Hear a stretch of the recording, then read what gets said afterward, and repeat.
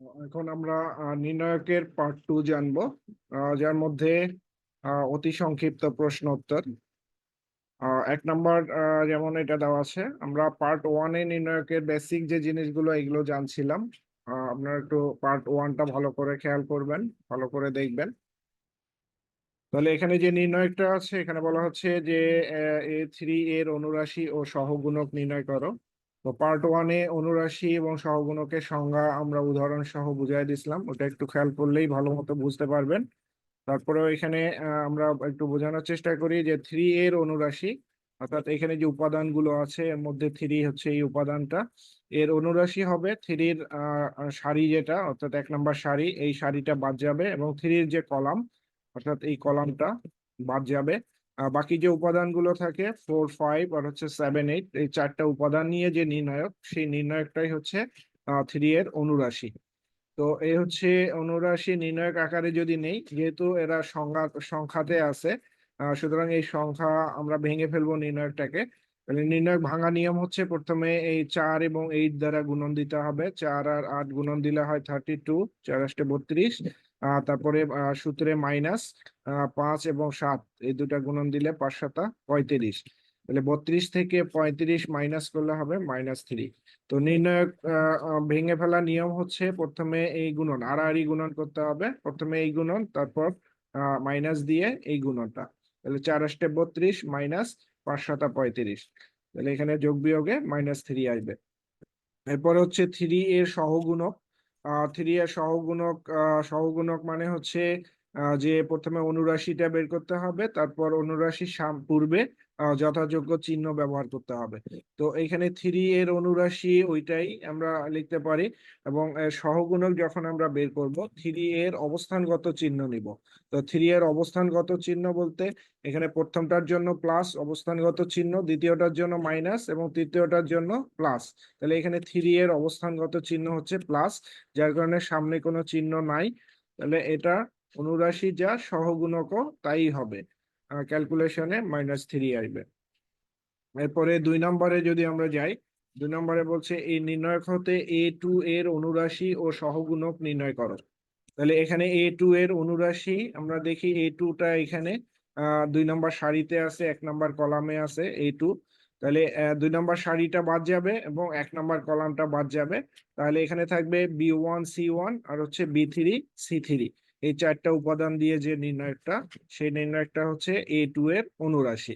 আমরা আড়াআড়ি করে যদি গুণন দিয়ে দিতে পারি, তাহলে এখানে B1 C3 গুণন হবে মাইনাস C1 B3। এই হচ্ছে A2 এর অনুরাশি। এরপরে যদি আমরা সহগুণক নেই, ঠিক ওই অনুরাশিটাই বসবে, এখানে অনুরাশিটাই বসবে, অনুরাশির সামনে যথাযোগ্য চিহ্ন ব্যবহার করতে হবে। তো A2 এর অবস্থানগত চিহ্ন এখানে মাইনাস হবে। তাহলে অনুরাশির সামনে যদি আমরা মাইনাস দিয়ে দিই, অনুরাশিটার সামনে যদি আমরা একটা মাইনাস দিয়ে দিই, তাহলে আমরা সহগুণক পেয়ে যাব। A2 এর সহগুণক, A2 এর যে অনুরাশি ছিল এটা, এর সামনে একটা মাইনাস বসবে। এই ক্যালকুলেশন করলে এটা আসে। এরপরে 3 নম্বরে মান নির্ণয়। এখানে যে মানটা আছে, একটা নির্ণায়ক আছে, এর মান নির্ণয় করতে হবে। তো এটা মূলত আমরা যখন পরবর্তীতে জটিল সংখ্যা পড়ব, জটিল সংখ্যা পড়লে পরে আমরা এটার ক্যালকুলেশন সহজেই আমরা বুঝতে পারবো। আপাতত এটা থাক। আমরা 4 নম্বরে যাই, যে এর একটা নির্ণায়ক, এর মান কত। অর্থাৎ একটা নির্ণায়ক দেওয়া থাকতে পারে, সেটার মান বের করতে হবে। তো আমরা জানি যে একটা নির্ণায়ককে ভেঙে ফেলা যায়, একটা নির্ণায়ককে ভেঙে একটা সংখ্যায় পরিণত করা যায় বা একটা রাশিতে পরিণত করা যায়। তো এখানে 3টা সারি, 3টা কলাম আছে নির্ণায়কের। আমরা নর্মালি যদি নির্ণায়ককে ভাঙতে যাই, 1 নম্বর সারির উপাদানগুলো দিয়ে ভেঙে ফেলবো। 1 নম্বর সারিতে যে উপাদানগুলো আছে, অর্থাৎ প্রথম উপাদান আছে 1, তারপরে আছে 2, তারপরে 1। তাহলে প্রথমে 1 নিব, এই হচ্ছে 1 ইন্টু 1-এর সারি বাদ যাবে, 1-এর কলাম বাদ যাবে, যে 4টা উপাদান থাকে 4, 4 আর হচ্ছে 6, 5, এটা দিয়ে নির্ণায়ক হবে। অর্থাৎ 1 × 1-এর সারি বাদ, 1-এর কলাম বাদ, বাকি 4টা দিয়ে যে নির্ণায়ক হয়। এরপরে সূত্র অনুযায়ী মাইনাস হবে, মাইনাস হয়ে এখানে যে উপাদানটা 2, সেই 2টা আমরা নিব। তারপর 2-এর সারি বাদ যাবে, 2-এর কলাম বাদ যাবে। তাহলে এখানে থাকে 2, 3 আর থাকবে হচ্ছে 4, 5। এই হচ্ছে 2 3 4 5 যে নির্ণয়কটা হবে। এরপরে নিব প্লাস, ফর্মুলায় আসে প্লাস। তারপর নিব এই যে 1, এই উপাদানটা নিব 1। তারপর 1 এর সারি বাদ যাবে, 1 এর কলাম বাদ যাবে। তাহলে এখানে থাকে হচ্ছে 2 3 আর হচ্ছে 4 6। তাহলে 2 3 4 6 এই হচ্ছে নির্ণয়কটা। আমি আবারও বলি যে আমরা 1 নম্বর সারির উপাদানগুলো দিয়ে ভাঙছি। প্রথমে নিব 1, এর জন্য সামনে প্লাস না দিলেও চলবে। তারপর 1 এর সারি বাদ যাবে, 1 এর কলাম বাদ যাবে, বাকি যে 4টা উপাদান থাকে এটা দিয়ে যে নির্ণায়ক। এরপরে নিব -2, অর্থাৎ প্রথমটার জন্য প্লাস, তারপরেরটার জন্য মাইনাস, তারপরেরটার জন্য প্লাস। তাহলে -2 নিতে হবে, মাইনাস, তারপরে এখানে যে উপাদানটা থাকবে সেই উপাদানটা। তারপর 2 এর সারি বাদ যাবে, 2 এর কলাম বাদ যাবে। তাহলে 2 3 আর হচ্ছে 4 5 এটা থাকবে। এরপরে যাব আমরা 1 এর, সামনে একটা প্লাস হবে, 1 এর সারি বাদ, 1 এর কলাম বাদ। তাহলে এই 4টা উপাদান থাকে, এই 4টা উপাদান দিয়ে এখানে নির্ণয় নিতে হবে। এরপরে এটাকে ভেঙে ফেলি। প্রথমে 1 ইন্টু আড়াআড়ি গুণন হবে 4 দ্বারা 5-এর গুণন, তারপরে মাইনাস 4 দ্বারা 6-এর গুণন, অর্থাৎ 4 5 20 মাইনাস 4 6 24। এরপর এখানে -2, তারপর হচ্ছে আড়াআড়ি গুণন 2 আর 5-এর গুণন 10, তারপরে মাইনাস 4 আর 3-এর গুণন হচ্ছে 12। একইভাবে 1 + 1 ইন্টু আড়াআড়ি গুণন 2 আর 6 এর গুণন দিলে হবে 12, আর এখানে 3 4 গুণন দিলে হবে 12, মাঝে মাইনাস চিহ্ন। তারপর আমরা প্লাস মাইনাস যদি করি, 1 ইন্টু এখানে 20 -24, এটা প্লাস মাইনাস করলে পরে -4 হবে। -2 ইন্টু এখানে 10 -12, এখানে হবে -2। এখানে 12 -12 তার মানে 0, এখানে হবে +1 ইন্টু 0। এরপরে 1 দিয়ে -4 এর গুণন দিলে -4, এখানে -2 দিয়ে -2 এর গুণন দিলে হবে +4, আর এখানে +1 ইন্টু 0 মানে 0। এরপরে -4 + 4 ক্যালকুলেশনে 0 আসে, এটা হচ্ছে অ্যান্সার। তারপরে 5 নম্বরে যদি যাই, 5 নম্বরে যে নির্ণয়কটা আছে এই নির্ণয়কটির মান নির্ণয় করো।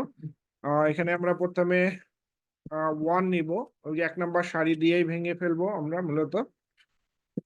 তাহলে 1 নম্বর সারি প্রথমে যদি 1 নেই, এখানে 1 নিলাম, তাহলে 1 নম্বর সারির আহ উপাদানগুলো বাদ যাবে, 1 নম্বর কলামটা বাদ যাবে, বাকি যে 4টা উপাদান থাকে এটা মাইনাস, পরে 0 0 নিব, 0-র জন্য সামনে একটা মাইনাস আসবে, মাইনাস।